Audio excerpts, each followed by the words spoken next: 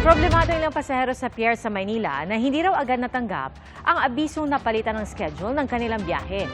Ang pamunuan naman ng pier sa Batangas nagbabala sa mga pasahero kontra sa mga fixer.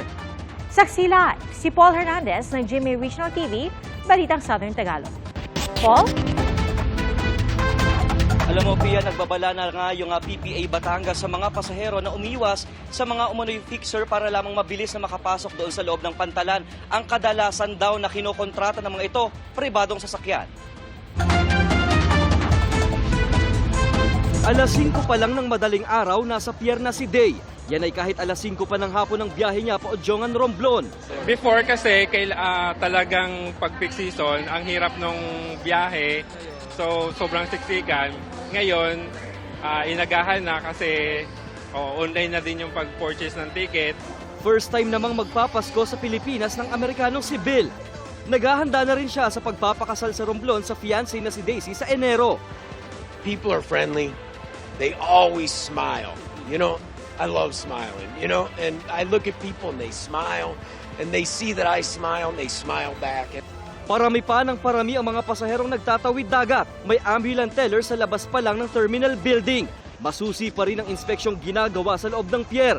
Hindi nakakalusot ang mga meat products sa scanner, kaya ang mga bitbit na ham ng ilang pasahero kumpiskado. We not also consider the forthcoming Christmas but also yung threat, no? Alam natin yung bombing incident na lately na nangyari. So kaya double yung aming security measures. Talagang dapat gawin, gayon ang gawin nila.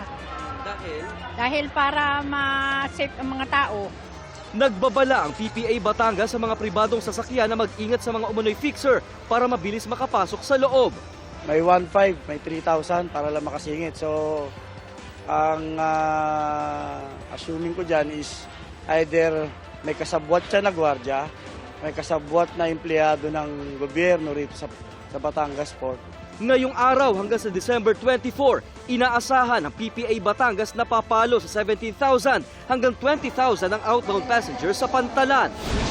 Sa Manila North Port Terminal, ilang pasahero ang natulog na sa pier dahil late natanggap ang abiso na bago ng schedule ng biyahe.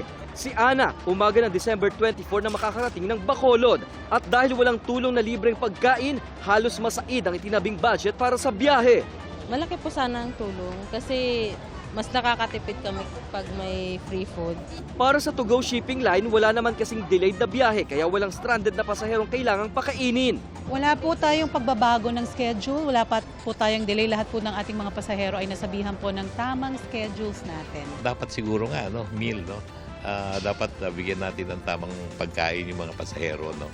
Pero siguro isipin din natin na meron ding limitasyon yung mga ship owners. No? Hindi lang pambili ng pagkain ang naging problema ng iba.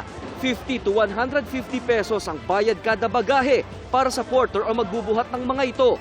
Kung humigit pa sa 50 kilos ang baggage, 20 pesos kada kilong excess baggage fee. I-reviewin natin yan. No? Tingnan natin kung ito ay affordable, kung masyadong nahihirapan yung ating mga pasahero, ay pag-uusapan namin yan sa board ng PPA. Nasa North Port Terminal si DOTR Secretary Jaime Bautista para mag-inspeksyon.